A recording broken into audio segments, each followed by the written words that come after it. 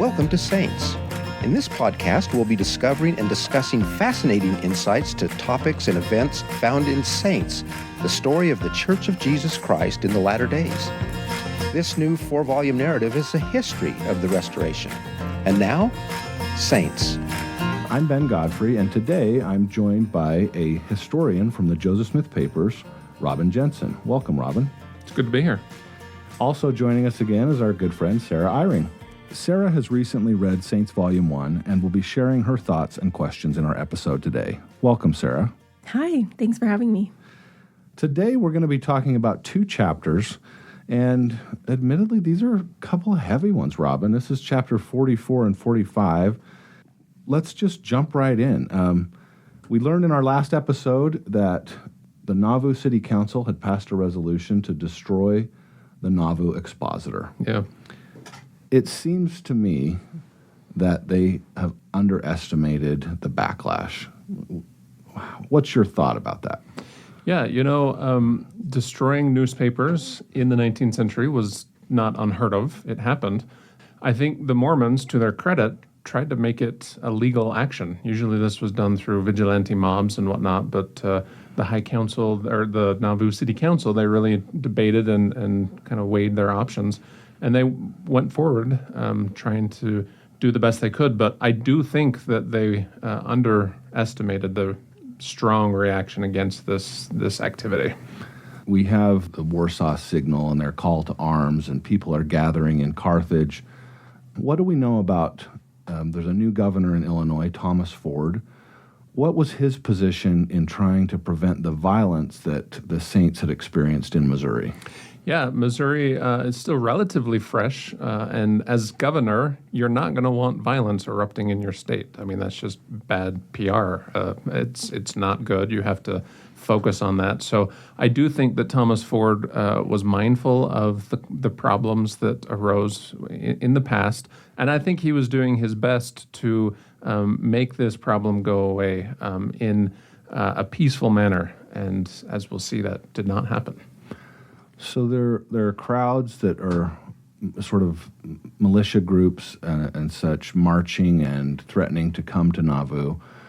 There's a scene in the book where Joseph calls out the Nauvoo militia. They put the city under military rule. And let's just listen to a little clip here from the book that kind of sets the tone of what's happening. Drawing his sword and raising it to the sky, Joseph urged the men to defend the liberties that had been denied them in the past. "Will you all stand by me to the death," Joseph asked, "and sustain at the peril of your lives the laws of our country?" "Aye," roared the crowd. "I love you with all my heart," he said. "You have stood by me in the hour of trouble, and I am willing to sacrifice my life for your preservation." What do you think about that, Sarah? I mean, this is the prophet. He's speaking to them, but he's speaking to them as the militia commander. I think that is just pretty incredible and another testament to Joseph Smith's courage and to his dedication, of course, to this church and to the people who were willing to act as disciples as well. I mean, I could never have acted that way, so I'm very impressed and inspired. This is kind of a military moment. I mean, it's a little scary. Yeah, we sometimes envision the time just before Carthage as this peaceful moment. We may have even seen scenes in movies or whatnot where Joseph is walking to Carthage and things are kind of peaceful. It was a fairly tense time. The Latter-day Saints in Nauvoo were nervous. They were very well aware that there was growing antagonism towards them as a group. Help us with the timeline just a little bit. So I think because my mind, I forget things, like normally what I think is, okay, the newspaper is destroyed, like 2 days later, Joseph Smith is up in the jail, and then the martyrdom happens. There's a bit more time, and at one point, Joseph even leaves. He heads across the river, is that right? Yeah. And what do we know about that experience? I actually wish we knew a little bit more. Joseph Smith, I think, recognized that the mob activity, the antagonism towards Mormons were directed at him. And so I think he believed that if he could get away, that would settle things a little bit so that there wasn't this fever pitch for violence. And so he was going to go to maybe Washington, D.C. and seek help outside of Illinois, or maybe go out west to just have things settle down. But we don't know exactly what's going on, but we do know that he's trying to diffuse the situation by removing himself from the situation.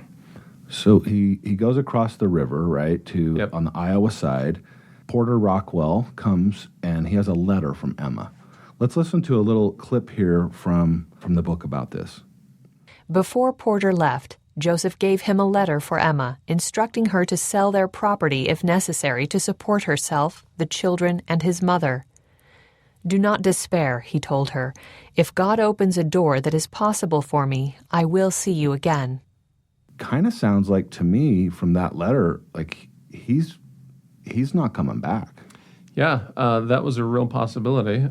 Joseph Smith spent 6 months in Liberty Jail. I think we have to put ourselves in their shoes. Emma was very aware that she could lose her husband, and she ultimately did. But him leaving across the river, going to parts unknown, must have been quite troubling for Emma and the Latter-day Saints. There's a famous quote that I had heard before. I didn't know quite the context. Emma sends other letters to Joseph, and essentially there are people who are calling him a coward for fleeing. And Joseph says, this is a quote, "I will die before I will be called a coward," Joseph said. "If my life is of no value to my friends, it is none to myself." So he's resigned now and decides, I'm coming back. Yeah, and this is a time when to be called a coward was pretty bad. Culture really valued honor and whatnot. And so if you wanted to get in trouble, you would call someone a coward. And Joseph Smith, up until his death, was really focusing on building relationships, sealing these relationships forever. And so I think that quote has double meaning if you remember that he's trying to build these earthly relationships into heaven. Right. And he wants to preserve those. When Joseph comes back to Nauvoo, he disarms the Nauvoo Legion. Okay, I don't get it. Like, they're under attack. Why does he do this? I think it's a sign for the governor and for others that there's a good faith effort that the Mormons do not want to retaliate. They don't want to engage. They've undergone this in Missouri. They've had battles in Missouri, and they want to show that they are ultimately a peace-seeking people. And I think very few other actions could speak that as loud as disarming the Legion. And then Governor Ford actually comes to town, right? And he sort of marches through town on Main Street. He's got a group of soldiers with him. The book tells us that some of the soldiers were sort of brandishing their swords and trying to frighten the onlookers. This is just bizarre. I mean, it's just crazy to me. Can you imagine a governor of a state like marching with armed guards, yelling at the townspeople? This is just so weird. Yeah, it's quite the contrast, actually, between the Saints' good faith effort in disarming it and Governor Ford coming in and telling the Mormons how awful they are, and they brought this upon themselves, essentially. And it's not a good move if you're focusing just on the Latter-day Saints. I think he may have been upping the rhetoric just a bit for the surrounding areas to show the non-Mormons in Hancock County that he is not a pushover when it comes to the Mormons themselves. Well, then we move to the darkest hour of our story and of this time in church history. Joseph gives himself up. Even that, I think readers, I was surprised. I don't know, Sarah, were you surprised to know that Joseph gave himself up, heads to Carthage, then comes back to Nauvoo, says goodbye to the family again, then goes back to Carthage? Yeah. I wasn't aware of that sequence of events. I had pictured it differently, so I was glad for that clarification. Well, and like you said, we see a movie, and it's sort of this serene on a horseback, a lamb to the slaughter, which we have record of Joseph saying. Yeah.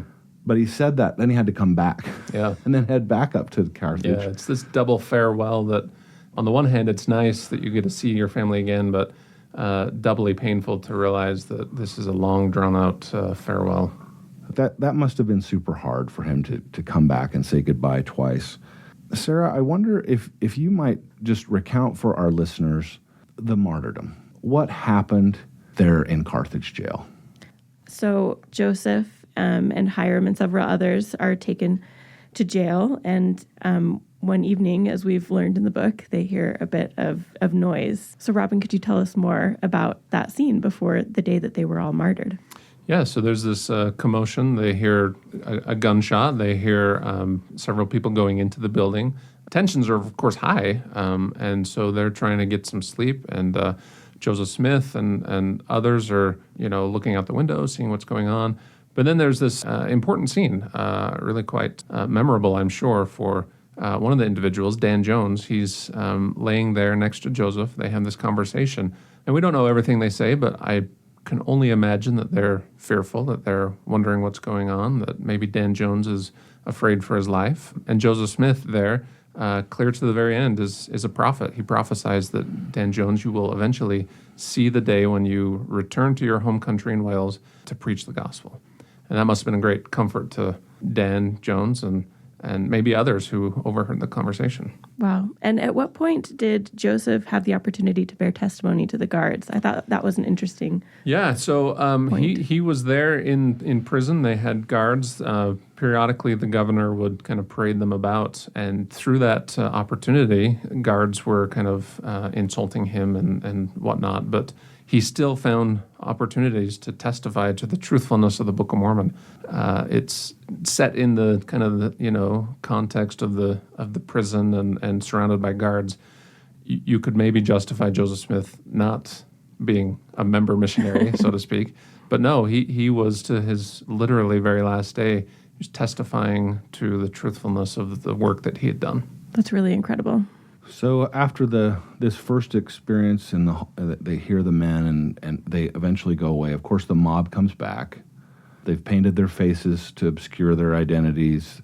They rush the stairway.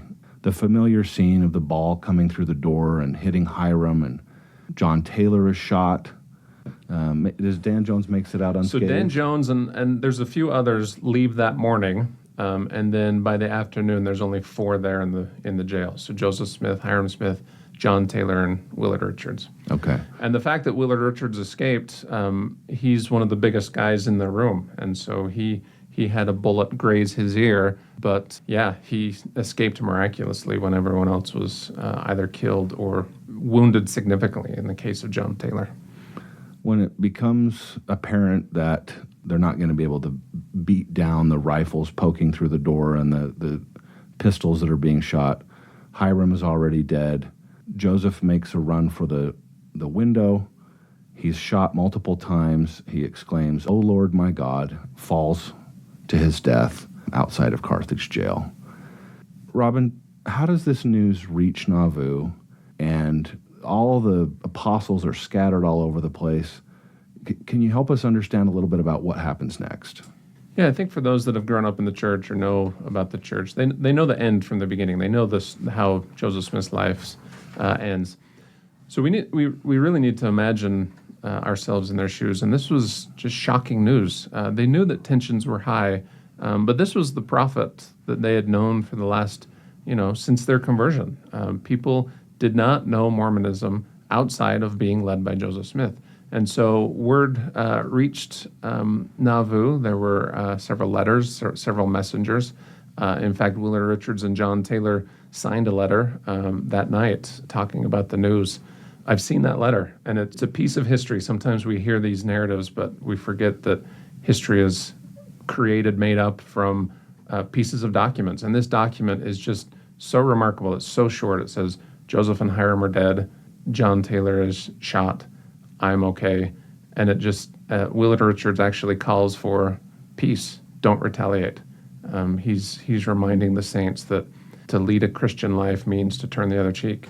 And I think that's a tall order. That's a big ask for the Latter-day Saints who had their prophet and patriarch killed. There's a quote here in the book about the Nauvoo City Marshal, John Green. He hears Emma crying, and he goes in to comfort her, and he says, something to the effect of, your affliction will be a crown in heaven. And she says, my husband was my crown. Why, O God, am I thus deserted? Like this is just pain. And then there's another scene where Lucy Lucy says, let's listen to this one from the book. Lucy was so overwhelmed by the sadness around her that she could not speak. "My God," she prayed silently, "why hast thou forsaken this family?" Memories of her family's trials flooded her mind, but as she looked on her sons' lifeless faces, they appeared peaceful. She knew Joseph and Hyrum were now beyond the reach of their enemies.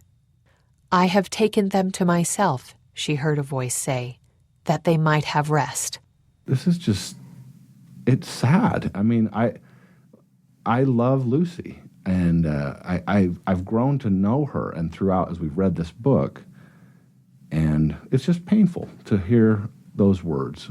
But also, I guess, I'm inspired to know that she heard the Lord comforting her.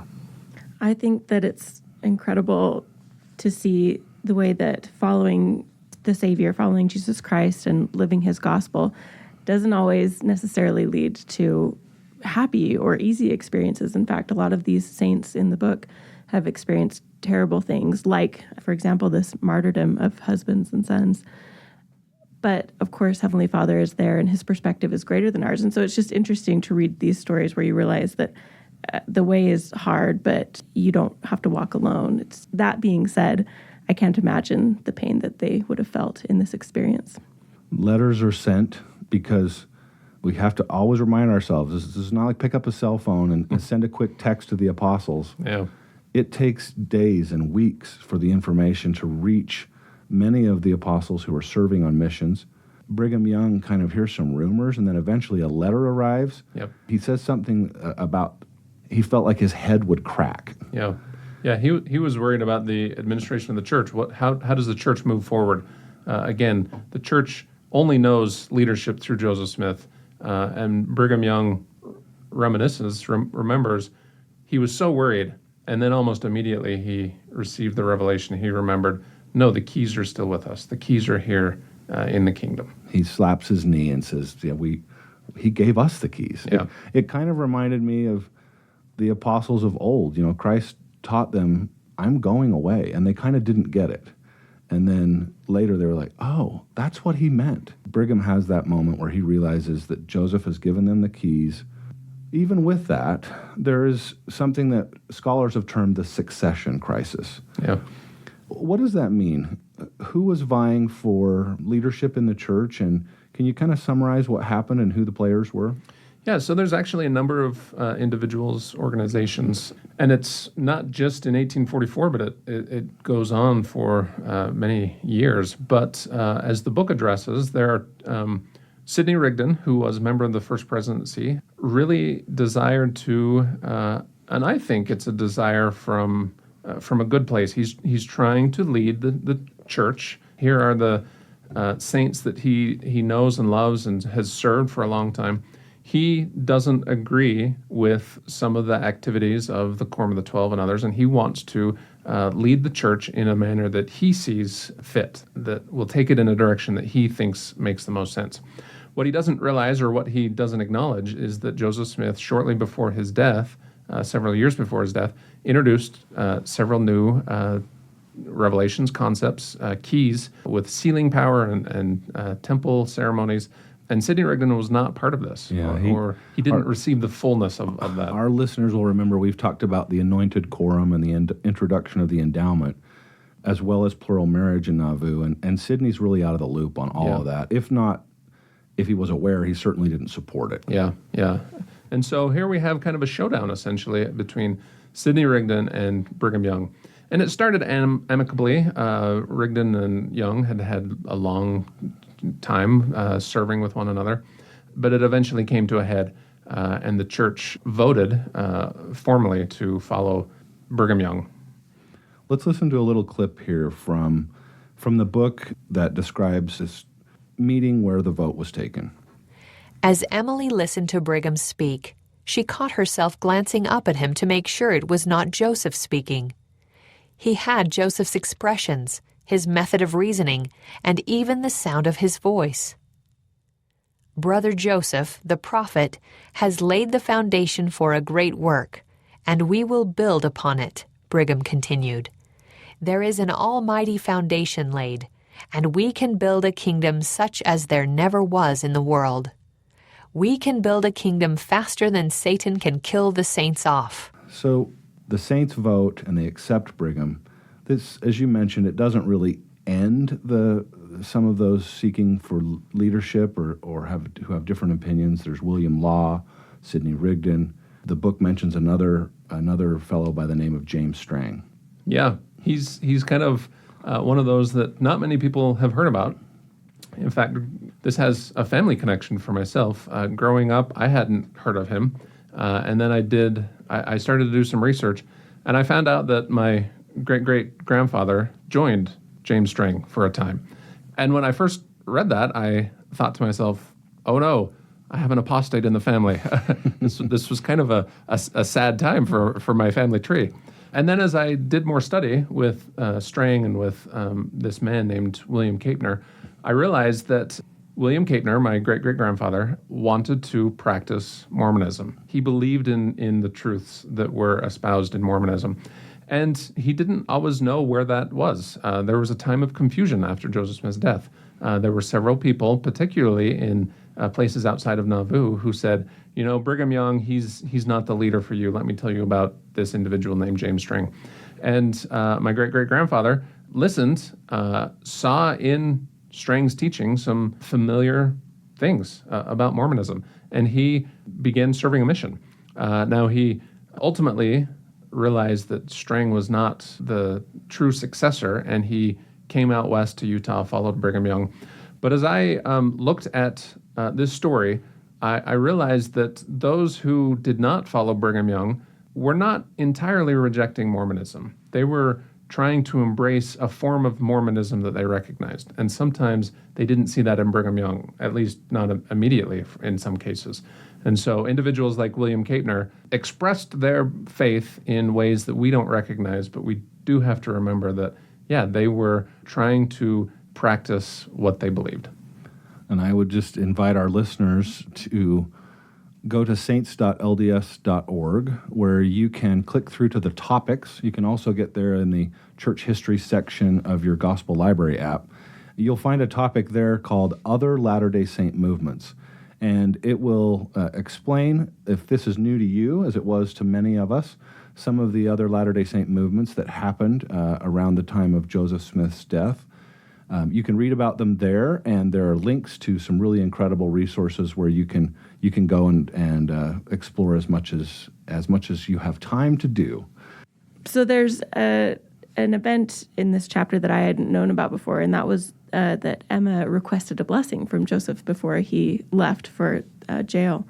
And of course, he wouldn't return. I think this was when they were saying goodbye for the second time, and he told her that he didn't have time for this blessing, right? Tell us more about how that turned out. Yeah, so Emma, perhaps sensing the seriousness of what was going on, requested a blessing from her husband. And Joseph said he didn't have time, but he said, you write a blessing for yourself, and when I get back, I'll sign it. And so we have this blessing. And as a historical aside, I wish we had the original blessing. All we have is a transcript. But this blessing speaks to, I think, Emma's fears, her concerns, her desires to follow her husband, even though she, in the last 2 or 3 years, had kind of a hard time doing that. Wow, that's really just a heartbreaking story, and also a testament to her dedication to the church. When I read the words in the book, it's a little bit of a conciliatory voice. It feels like to me, she's saying, Heavenly Father, I will do anything. I will follow him wherever he goes. Please, In a way, that gives me some comfort because I want Joseph and Emma to be happy. I want them. They're sealed. I want them to be content with each other. And I just think it's an interesting moment that Emma writes this blessing, and unfortunately, this is sort of the last communication between her and the prophet. Well, thank you all for joining us. Thank you, Robin, for being here. It's my pleasure. Sharing with us some of these fascinating details about the succession as well as the martyrdom. These are some difficult times, and we appreciate your perspectives in helping us better understand. I'd invite our listeners to visit saints.lds.org, where you can learn more. You can check out the topics, videos. You can always subscribe to this podcast at mormonchannel.org. Thank you for joining us. I'm Ben Godfrey. Thanks for joining us today for Saints. Join us again for our next episode, where we'll once again discover fascinating insights of church history found in Saints, the story of the Church of Jesus Christ in the latter days.